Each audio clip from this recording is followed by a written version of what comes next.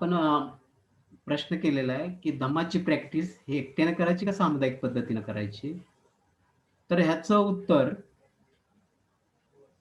अ, उत्तर देताना ह्याचं उत्तर स्वतः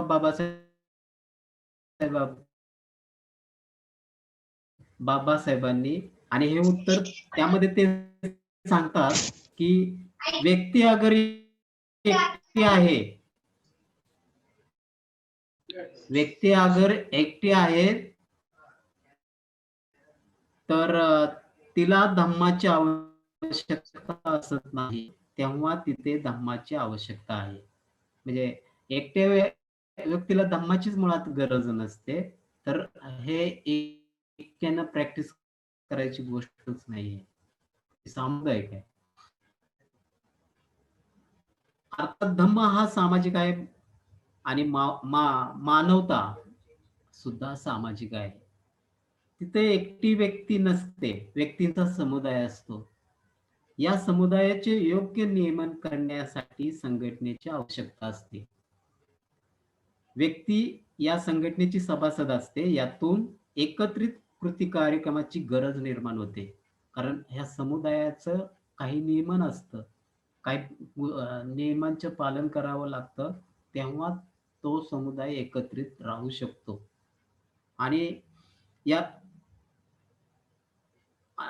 म्हणजे ही जी कृती कार्यक्रमाची ही जी साखळी तयार करायची असते आणि याचं जे नियमन करायचं असतं, त्यामध्ये प्रत्येक व्यक्तीचा सहभाग महत्त्वपूर्ण असतो.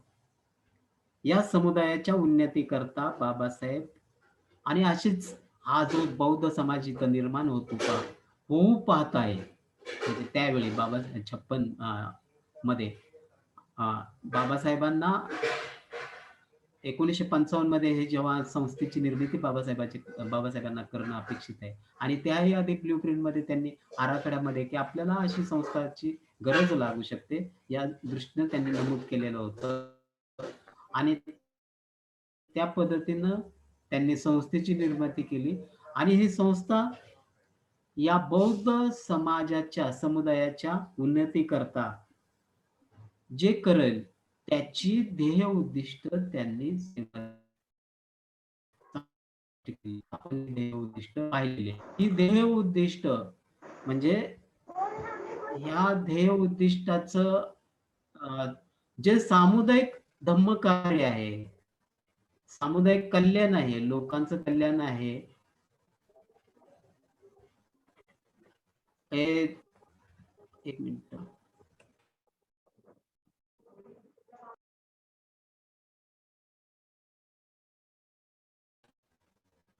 दादा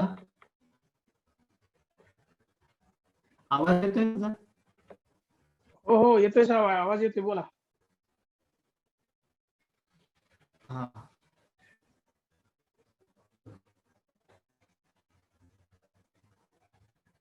आता या ठिकाणी आपण काही उद्दिष्टांची या ठिकाणी आणखी विस्तृत माहिती घेण्याचा प्रयत्न करू. त्यामध्ये जे 5वं उद्दिष्ट आहे, म्हणजे काही उद्दिष्ट हे आपल्याला महत्वपूर्ण आहेत. त्यातलं त्या उद्दिष्टांचं आपण आणखी विस्तृत माहिती घेतली तर ते आपल्याला समजायला बरं पडेल. त्या दृष्टीनं 5वं उद्दिष्ट आहे. ते उद्दिष्ट म्हणजे काय की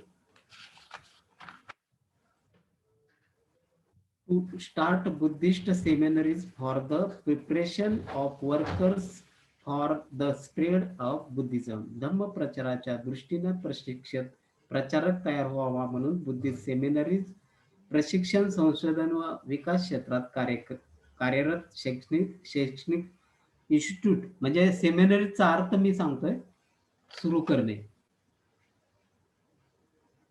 बुद्धिस्ट सेमिनरीची ही संकल्पना आहे बाबासाहेबांच्या डोक्यात 1954 पासूनच येत होती.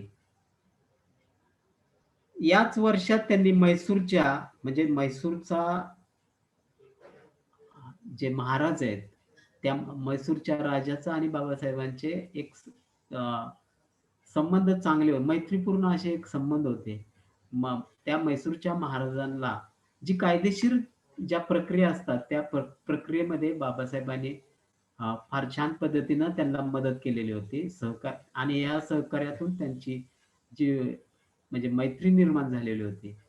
म्हैसूरचा जो राजा, त्या राजघराणे आहे, ते वडियार या म्हणजे आपले कसे भोसले घराणे आहेत शिवाजी महाराजांचं, त्या पद्धतीनं ते वडियार घराणे आहे आणि या घराण्यातील त्यावेळचे ते महाराज होते. त्या महाराजांचं आणि बाबासाहेबांचं मैत्रीचं नातं होतं. आपण पाहतो की म्हैसूर म्हटलं की हैदर अली आणि त्यांचा मुलगा जो टिपू सुलतान, हे टिपू सुलतान अशा पद्धतीचं होतं. आता त्या आपण पाहणार नाही. आपण फक्त हे वडियार राजानं जी बाबासाहेबांना ही जी बाबासाहेबांच्या मनात जी ही गोष्ट घोळत होती, बुद्धिस्ट सेमिनरी, आणि या सेमिनरीच्या अनुषंगाने त्यांनी पूर्ण भारतभर की कुठं आपल्याला काय करता येईल, तेव्हा त्यांना जाणवलं की म्हैसूरचं राज्यामध्ये जे बेंगलोर आहे, त्या बेंगलोरला आपल्याला काही करता येणं शक्य आहे आणि त्या ठिकाणी हे राजे आपल्याला मदत करू शकतात. त्या दृष्टीनं त्यांनी म्हैसूरच्या या महाराजांची चर्चा केला, विचार-विनिमय केला. त्यांना ही बुद्धिस्ट सेमिनरीची संकल्पना कशी आहे, काय करायचं आहे मला, त्यांच्याशी विचार-विनिमय केल्यानंतर त्या महाराजांना ही बाबासाहेबांची ही योजना पटली, मान्य केली आणि त्यांनी बाबासाहेबांना बेंगलोरमध्ये 5 एकर जागा दिलेली आहे. 5 एकर जागेमध्ये त्या ठिकाणी बाबासाहेबांनी म्हणजे ही जागा 1955 मध्ये बाबासाहेबांच्या बेंगलोरच्या महाराजांनी म्हैसूरच्या महाराजांनी दिलेली आहे बेंगलोरला. तर या जागेमध्ये जे सेमिनरी प्रकल्प करणार होते, त्यामध्ये बाबासाहेबांनी पहा किती गोष्टी तयारी केली होती. जागतिक बौद्ध मंडळ व बौद्ध शासन मंडळ या 2 संस्थांशी त्यांनी संपर्क केला होता. त्या संस्थांनी आर्थिक आणि तांत्रिक मदत देण्याचे अभिवचन बाबासाहेबांना दिले होते. सेमिनरीच्या 5 एकर जागेत बुद्ध विहार, प्रशिक्षण केंद्रासाठी हॉल, ग्रंथालय, शिक्षक, विद्यार्थी आणि संशोधक विद्वान यांच्या निवासाची व्यवस्था करण्यात येणार होती. तसेच जगातील निवडक अशा बौद्ध विद्वानांनी धम्मावर लिहिलेले ग्रंथ छापण्यासाठी एक छापखानाही असणार होता. बुद्ध अँड हिज धम्म या ग्रंथाच्या अगोदर बाबासाहेबांनी जो गॉस्पेल ऑफ बुद्ध किंवा आपण त्याला the Buddha and his gospel असंही म्हणू शकतो, या खाजगीरित्या काढलेल्या पुस्तकानंतर बाबासाहेबांना ही पुस्तकाच्या 70 प्रती काढल्या आणि त्या जगातील काही विद्वानांना त्यांनी दिलेल्या होत्या. त्यापैकी प्राध्यापक ताकाकुसू आणि याकामान सोगान या दोघा पंडितांचे बौद्ध तत्वज्ञानावरील 2 ग्रंथ भारतात उपलब्ध नव्हते. म्हणजे बाबासाहेबांनी बुद्ध अँड हिज गॉस्पेल हा ग्रंथ पूर्ण केला, पण ते थांबले नव्हते, की आता ग्रंथ लिहून झालेला आहे आणि आपण आपलं पूर्ण कार्य झालं असं नव्हतं. त्यानंतरही ते धम्माच्या बाबतीत शोध घेत होते आणि मग त्यांना हे विद्वान लोक होते, की प्राध्यापक ताकाकासू आणि हे सोगान, कामी सोगान, ह्या विद्वानांची पुस्तकं त्यांना गरज वाटत होती. त्यांनी त्यासाठी 26 जुलै 1954 रोजी बाबासाहेबांनी डॉक्टर फेलिक्स वायली या तेव्हा जपानमध्ये राहत असलेल्या फ्रेंच पंडिताला पत्र पाठवले आणि आपल्याला हवे असलेले हे 2 ग्रंथ जपानमधल्या पुस्तकांच्या दुकानात मिळत असल्यास ते आपल्यासाठी खरेदी करावेत अशी विनंती केली. गॉस्पेल ऑफ द बुद्ध हा ग्रंथ वाचल्यानंतर त्याचे जपानी भाषांतर ह्या म्हणजे फिलिक्स वायलिनकडला बाबासाहेबांचा हा गॉस्पेल ऑफ बुद्ध पोहोचला होता. त्यांनी त्याचं वाचन केलं होतं आणि त्याचं त्यांनी जपानी भाषेत भाषांतर करायचं होतं. त्यासाठी त्यांनी बाबासाहेबांना पत्र पाठवलं होतं, की मी तुमच्या या ग्रंथाचं जपानी भाषेमध्ये भाषांतर करू का? आता 20 ऑगस्ट 1954 रोजी पत्र पाठवून त्यांनी बाबासाहेबांची परवानगी मागितली होती. जपानमध्ये भारत व जपान यांच्या सहकार्यानं बौद्ध धर्माच्या अध्ययनासाठी फेलिक्स वायलींनी एक संस्था स्थापन केलेली होती. बाबासाहेबांनी अशीच सेमिनरी बेंगलोरला स्थापन करण्याचे प्रयत्न केले, पण ते पूर्णत्वाला गेलेले नाहीये. याला कारणेही अनेक होती. ही कारणे तसे पाहायला गेलं तर महत्त्वपूर्ण कारणे आहेत.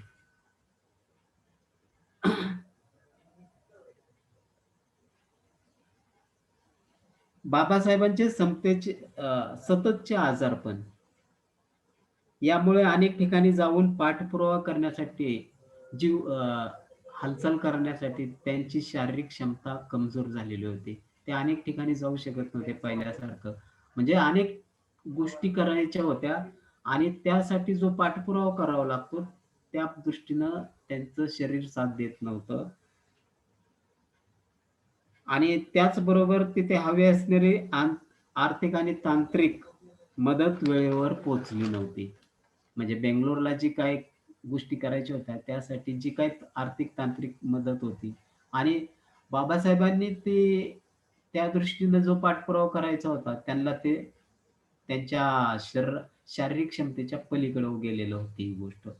आणि आणि त्याच वेळी बाबासाहेबांचं ध अ, धम्मग्रंथाचं लिखाण पुनर्लिखाण चालू होतं आणि त्याच वेळी धम्मचक्र प्रवर्तनाची जी गोष्ट होती, त्याचे दिवस जवळ येत होते. म्हणजे त्याची तयारी चालू होती बाबासाहेबांची. या पूर्ण धावपळीमध्ये सेमिनरीची संकल्पना बाबासाहेबांना त्या ताकदीनिशी राबवता आलेली नाही आणि त्यामुळं ती तशी मागं पडली आणि धम्मचक्र प्रवर्तनानंतर लगेचच त्यांचे महापरिनिर्वाण झालेले आहे. म्हणजे पुन्हा त्याच्याकडं लक्ष देण्यासाठी त्यांना अवधीच मिळाला आणि याचा परिणाम असा झाला, की बाबासाहेबांच्या महापरिनिर्वाणानंतर त्या ठिकाणी बेंगलोरच्या त्या 5 एकर जागेकडे काही काळ दुर्लक्ष झालं. म्हणजे बाकीच्या बाबासाहेबांच्या घराण्याकडून आणि अनुयायांकडून. म्हणजे ते जे काही नेते होते त्यावेळेस, त्यांच्याकडून त्यावेळी दुर्लक्ष झालं आणि जेव्हा तिथं लक्ष दिलं गेलं, तेव्हा तिथं पूर्ण झोपडपट्टी बसलेली होती आणि बेंगलोरच्या कॉर्पोरेशननं त्या झोपडपट्टीला मान्यता दिलेली होती. म्हणजे पूर्ण ती झोपडपट्टी अधिकृत झालेली होती. अशा तऱ्हेनं ती जागा म्हणजे हातची गेलेली आहे. आणि मग राहिलं काय, की सेमिनरीची जी बाबासाहेबांची संकल्पना होती, ती तशीच अपूर्ण राहिलेली आहे. आणि ती सेमिनरीची संकल्पना, ती फार महत्त्वपूर्ण गोष्ट आहे आणि ती गोष्ट संस्थेनं पुन्हा उभारणी केली पाहिजे त्या सेमिनारच्या दृष्टीनं. ह्या अनुषंगानं काही प्रयत्न होणं आवश्यक आहे.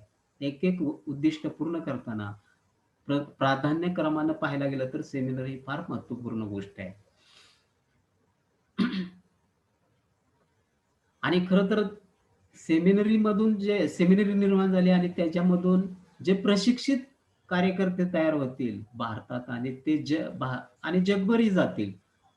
ते ते जे प्रशिक्षित कार्यकर्ते आहेत, ते इतर उद्दिष्ट सुद्धा पूर्ण करण्याच्या क्षमतेचे तयार होणार आहेत.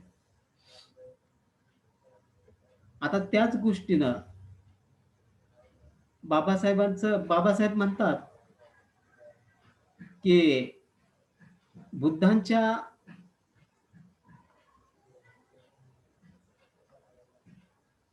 म्हणजे आपण काय करतोय, की हे जे उद्दिष्ट आहेत, हे उद्दिष्ट समजून घ्यायचे आणि हे उद्दिष्ट एक-एक उद्दिष्ट कसं-कसं राबवता येईल.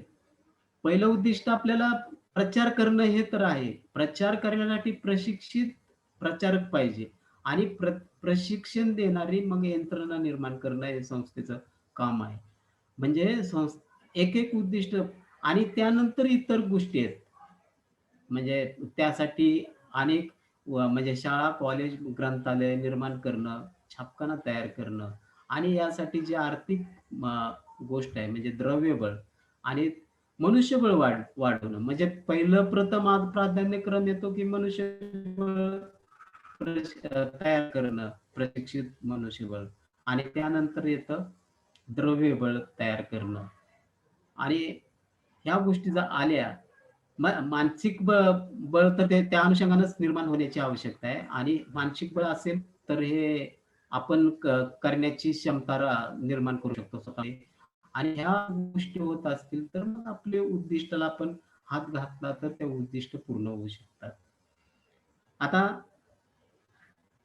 हे जे काय या दुसरं जे उद्दिष्ट आहे हे उद्दिष्ट पूर्ण करताना बाबासाहेबांनी काय केलंय या ठिकाणी बाबासाहेबांचे एक काही वाक्य आहेत.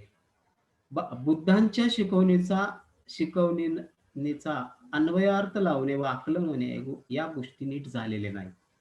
त्यांची तत्व आणि सामाजिक पुनर्रचना याबाबत पूर्णतः गैरसमज झालेला आहे.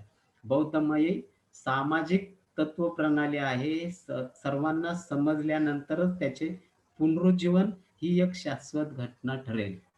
कारण सर्वांना आकृष्ट करणारी किंवा प्रभावित करणारी महानता या धर्मात आहे हे जगाला कळलेले असेल.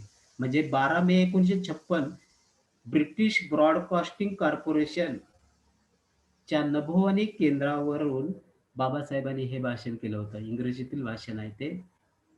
त्याचा हा अनुवाद आहे. म्हणजे बाबासाहेबांना जी काही गोष्ट अपेक्षित आहे, भारतामध्ये धर्माचं, बौद्ध धर्माचं पुनरुज्जीवन कशा पद्धतीने होणं आवश्यक आहे. ब्लूप्रिंट द्वारे त्यांनी आराखडा निर्माण केला, संस्था निर्माण केली, धम्मदीक्षा दिली आणि पुढचे जे काम आहे ते काम त्या संस्थेद्वारे होणं आवश्यक आहे. त्या दृष्टीनं ध्येय उद्दिष्टांची आपल्याला पूर्तता हे ध्येय उद्दिष्टाचं गाठायचे आहेत आपल्याला. बौद्ध धम्म ही एक सामाजिक तत्वप्रणाली आहे, हे बाबासाहेबांचे आकलन आहे. आकलन तसं पाहायला गेलं, तर हे लोकांना समजायला तसं पाहायला गेलं तर जड जातं. कारण आपला लोकसमूह हा हिंदू धर्माच्या पायावर आधारित जीवनातून अजूनही सुटलेलं नाही. आणि ते जीवन म्हणजे वैयक्तिक असतं. पूजा-पाठ करणं, ह्या गोष्टी असतात. वैयक्तिक जाऊन दर्शन घेणं मंदिरात वगैरे, वेगवेगळे सण करणं, वै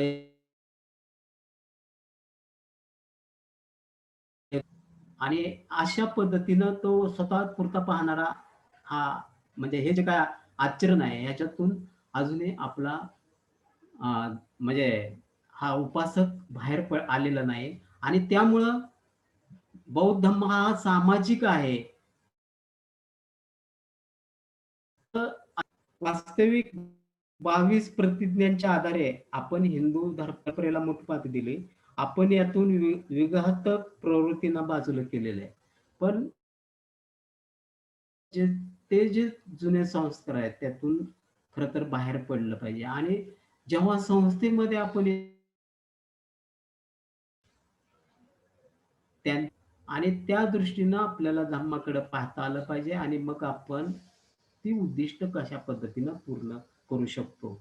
म्हणजे धम्म प्रॅक्टिस आपल्याला करायची आहे, धम्म प्रचार आपल्याला करायचा आहे आणि हे उद्दिष्ट आपल्याला गाठायचे आहे.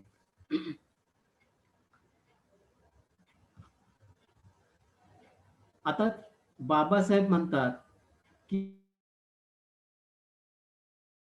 हा विचार होता, की इतर धर्म मतात मेल्यानंतर काय होईल याचाच विचार केलेला आहे.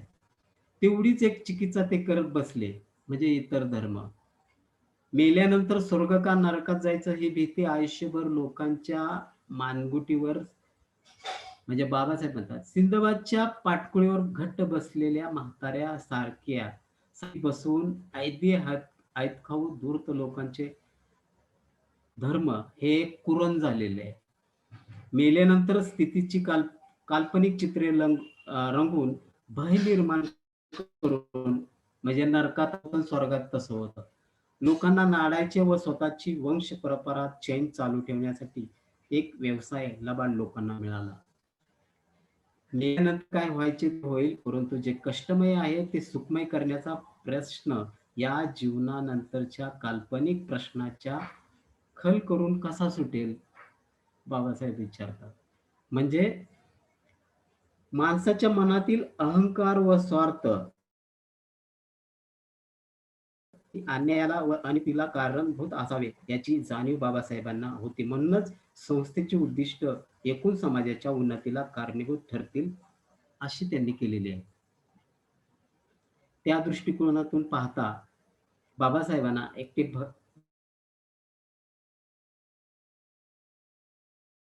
यांच्या त्यांच्या धर्मनिर्मात्यापैकी बाबासाहेबाला एकटे बुद्ध या पद्धतीनं दिसतात. आणि त्यांनी म्हणजे बुद्धांनी दुःखांची दुःख आहे आणि दुःख नाहीसं करता येतं एवढंच सांगितलेलं आहे. आणि दुःखाची जी कारणं आहेत त्यामध्ये तथागतांनी 3 कारणं नमूद केलेली आहेत. ती कारणं म्हणजे आध्यात्मिक, आधिभौतिक आणि आधिदैविक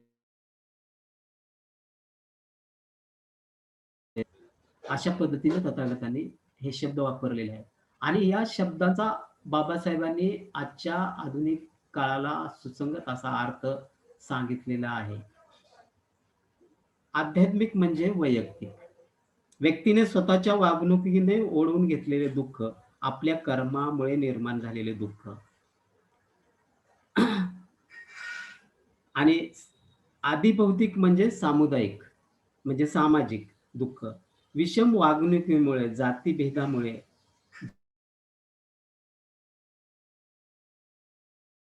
जो त्यामुळे येणारी संकटे जसे अस्पृश्यांना होणारे सामाजिक दुःख, समान संधी प्राप्त न होणं, ही गोष्ट म्हणजे सामाजिक दुःखाचा दुःख असं त्याला म्हणता येईल. त्यानंतर येतं अधिदैविक म्हणजे नैसर्गिक दुःख.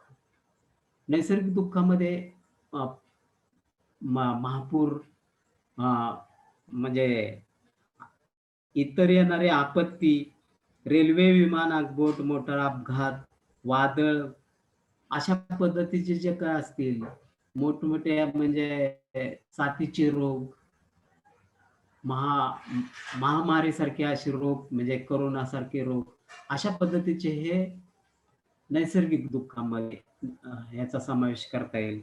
आणि यामुळे वैयक्तिक आचरणामुळे ओढवणारी दुःखे नाहीशी करण्यासाठी पंचशीले साधन सांगितलेले आहे. आधी भौतिक म्हणजे सामुदायिक दुःख नाहीसे करण्यासाठी श्रेष्ठ अशा अष्टांगिक मार्गाचा अवलंब करावा लागेल. त्याचबरोबर 10 पारमिता आणि नैसर्गिक दुःख हे वेगळ्या पद्धतीनं आपण त्याला सामोरं जाता येतं. म्हणजे वैयक्तिक दुःख आणि सामुदायिक दुःख हे मात करताना आपण अशा पद्धतीची क्षमता बाळगू शकतो, की आपण नैसर्गिक दुःखावर मात करणं, म्हणजे त्यापासून आपला बचाव करणं.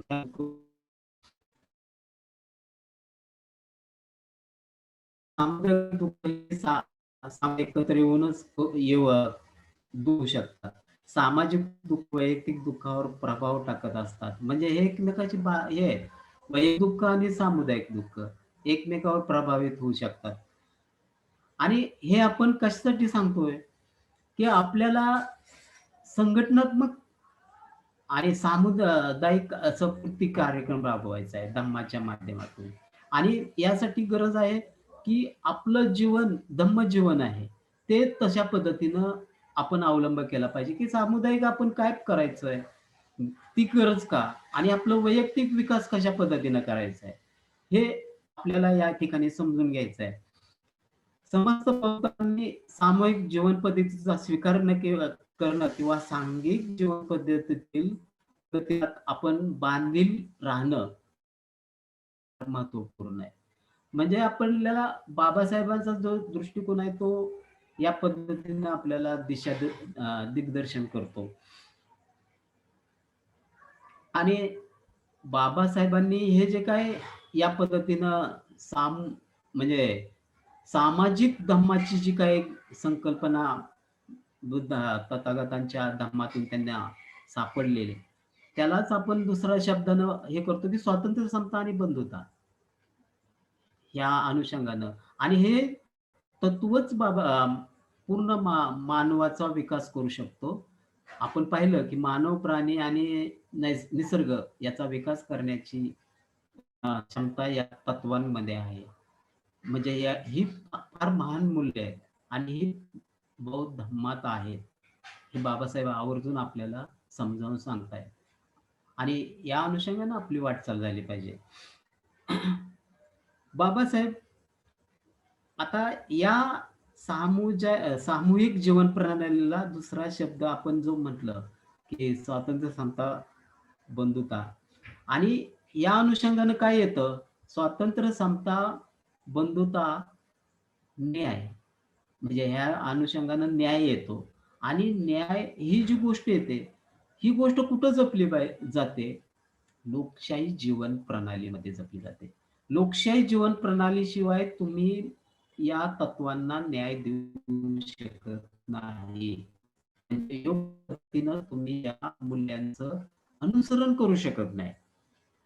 म्हणजे तुम्हाला यासाठी लोकशाही जीवन प्रणाली ही जगली पाहिजे. या जीवन पद्धतीचे मुळे तथागतांनी सांगितलेल्या आर्य अष्टांगिक मार्ग यामध्ये आहे आणि त्यांनी आणखी एक सांगितलेलं आहे वज्जी सुत्त. या वज्जी सुत्तामध्ये सुद्धा ही गोष्ट आहे. कालम सुत्तामध्ये सुद्धा कालाम सुत्तामध्ये सुद्धा या गोष्टी सापडतात. आदर्श लोकशाही जीवन पद्धती हीच बौद्धांची खरी ओळख आहे. हे फार महत्वपूर्ण आहे. तुम्ही जगताय तर आणि तुमच्यामध्ये जर ती लोकशाही जीवन प्रणाली नसेल, तर तुमच्यामध्ये धम्म जीवन किंवा तुम्ही धम्माची प्रॅक्टिस ही फार अपूर्ण पद्धतीनं होते तुमची. ती नीटशी योग्य पद्धतीनं होत नाही, असं चित्र सध्या तरी आहे. आपल्या कुठल्याही छोट्या संस्था असू द्यात, आपली मातृसंस्था असू द्यात, इतर कुठल्याही बौद्ध संस्थांकडे आपण नजर टाकली तर आपल्याला दिसतं त्यामध्ये लोकशाहीचा अभावच जाणवतो.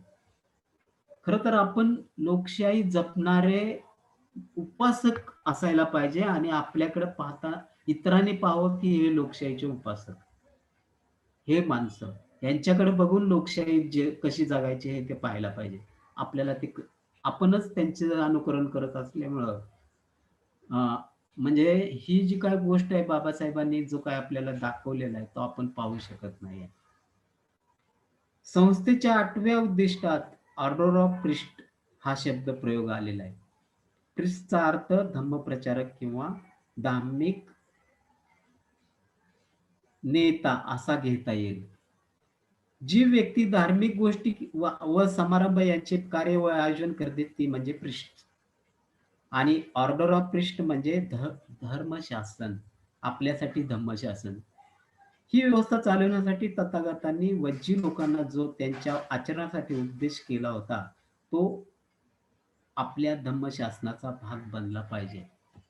म्हणजे आपल्याला जो धम्मशासन आपण जे म्हणतो, या 8व्या उद्दिष्टामध्ये जे काही ऑर्डर ऑफ ख्रिस्ट आहे, धम्मशासन आहे, हे कसं राबवायचं? त्याचं मार्गदर्शन तथागतांनी स्वतःच केलेलं आहे, वज्जी सुत्तामध्ये. आणि ते उद्दिष्ट, ते वज्जी सुत्तामध्ये 7च नियम आहेत आणि त्या नियमाचं पालन कसं करायचं आहे, तर ते नियम म्हणजे वारंवार सार्वजनिक सभा भरवणे. हे येणे, एकोप्याने सामोरे जाणे एखाद्या समस्येला आणि एकोप्याने आपापली उद्दिष्ट कार्य करणे. म्हणजे एकत्र आल्यावर जी काही स्वतःची जबाबदारी आहे, व्यक्ती म्हणून काही जबाबदारी असेल, ती जबाबदारी प्रामाणिकपणे पार पाडणे, ही गोष्ट सुद्धा ती एकोप्यानं होत असते. कोणतेही उद्दिष्ट सर्वमान्य झाल्याशिवाय त्यानुसार वर्तन करणार नाही. या ज्या उद्दिष्टाला एकदा सर्वमान्यता मिळाली आहे ते वर्ष समजत नाहीत. केलेल्या नियमाचे पालन करणं. हे तिसरा नियम आहे.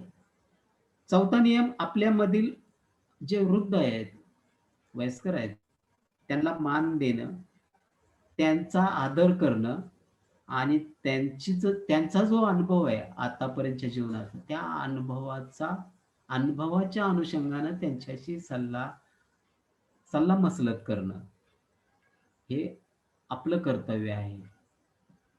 आणि 5वं उद्दिष्ट आहे, कोणत्याही स्त्रीला अथवा मुलीला बळजबरीनं डांबून ठेवलं जात नाही. म्हणजे त्या अनुषंगानं स्त्रीचा, मुलीचा सन्मान करणं. आणि 6वं उद्दिष्ट आहे धम्माला मान देणं आणि त्याचं परिपालन करणं. 7वा नियम आहे लोकशाही व लोकतंत्र अर्थात रिपब्लिकन या पद्धतीचा जो विचार आहे, त्यावर विश्वास ठेवणं. रिपब्लिकन म्हणजे काय, की अशी एक शासन व्यवस्था असते, की त्यामध्ये राजा या गोष्टीला काहीही स्थान नाही. जे लोक ठरवतील तेच. जे लोक ठरवतील तो तिथं त्या ठिकाणी प्रमुख होईल आणि तो राज्यकारभार करेल. ही गोष्ट म्हणजे रिपब्लिक. आपला देश रिपब्लिक आहे आणि लोकशाही आपल्या अंगात असली पाहिजे आणि रिपब्लिक हे आपलं शासन असलं पाहिजे. म्हणजे इथं सगळं सामान्यपणे माणसाशी संबंधित, लोकांशी संबंधित गोष्ट आहे आणि ह्या गोष्टी धम्मात आहेत. धम्म आचरण आपण केलं पाहिजे. म्हणजे आपण म्हणतो, की आपण लोकशाहीचे उपासक म्हणून इतर समुदायाला दिसलो पाहिजे. ते मॉडेल आपण स्वतः बनलं पाहिजे. तसं आपण बनलेलो नाहीये. हे वज्जी सूक्त बाबासाहेबांनी बुद्ध आणि त्यांच्या धम्मामध्ये समाविष्ट केलेलं आहे. भाग 4 मध्ये आहे ते. आणि हे म्हणजे हा एक परिपाठ आहे. बाबासाहेबांच्या अपेक्षेप्रमाणे सर्व भारतीय बौद्धांनी दी बुद्धिस्ट सोसायटी ऑफ इंडियाचे सभासदत्व स्वीकारले आणि या संस्थेत 8व्या उद्दिष्टानुसार धम्म शासन व्यवस्था आणली. तर त्यात हे वज्रसूत्र येणारच आहे, असायलाच पाहिजे. तिचे पालन सर्व बौद्ध समाज करीत आहे. हे चित्र रंगवणे सुद्धा फार आनंददायक गोष्ट आहे.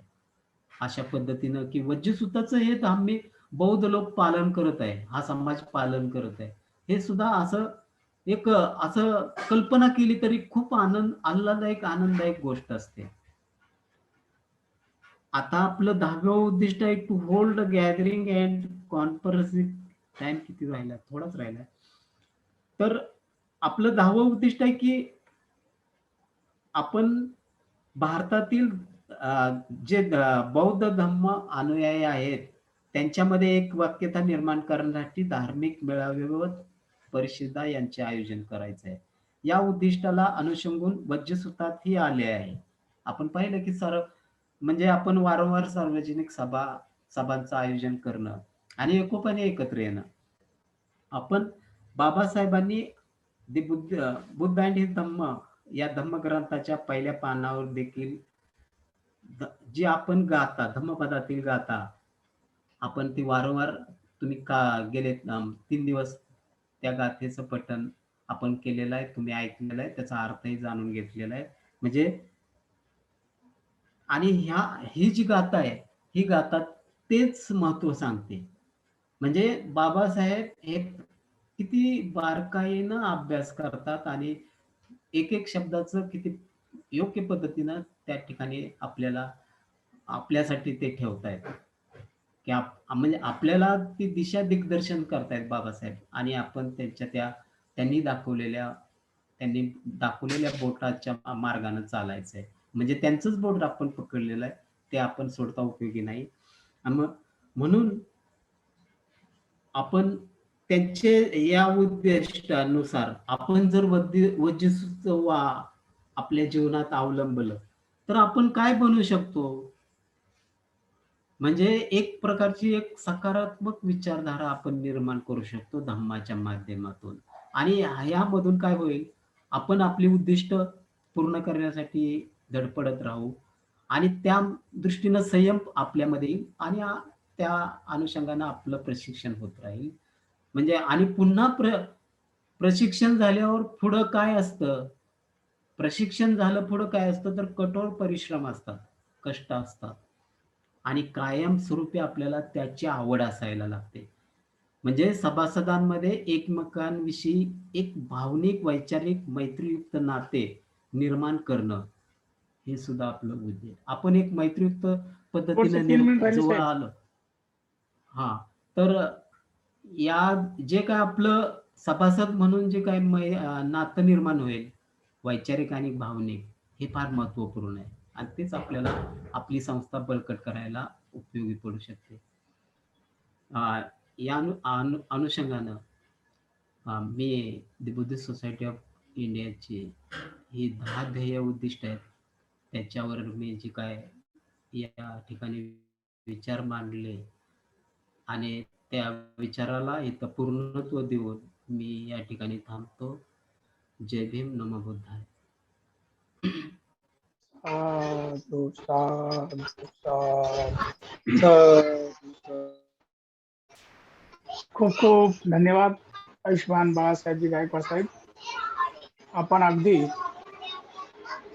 मोजक्या शब्दामध्ये बाबासाहेबाचा जो दृष्टिकोन जो आहे आणि 10 ध्येय उद्दिष्टे जी आहेत, त्या 10 ध्येय उद्दिष्टाची व्यापकता आपण इथे ठेवला आहात, त्याबद्दल आपल्याला अनेक साधुवाद. आपण शेवटचा शरण ते गाथा घेऊन काय बोलायचं आहे का गाडी साहेब? नाही काय पण ओके. हा, मला वाटतं सर ते आता घ्यायचं. हा, शरण ते गाथा घ्या. मी आयुष्यमान चंद्रकांतजी गाडी साहेब यांना विनंती करते, कृपया आपण शरण ते गाथा घ्यावी ही विनंती. हा सर, सर्वप्रथम मी आयोजकांचं आणि आपल्या बाळासाहेब गायकवाडांचं आभार मानतो.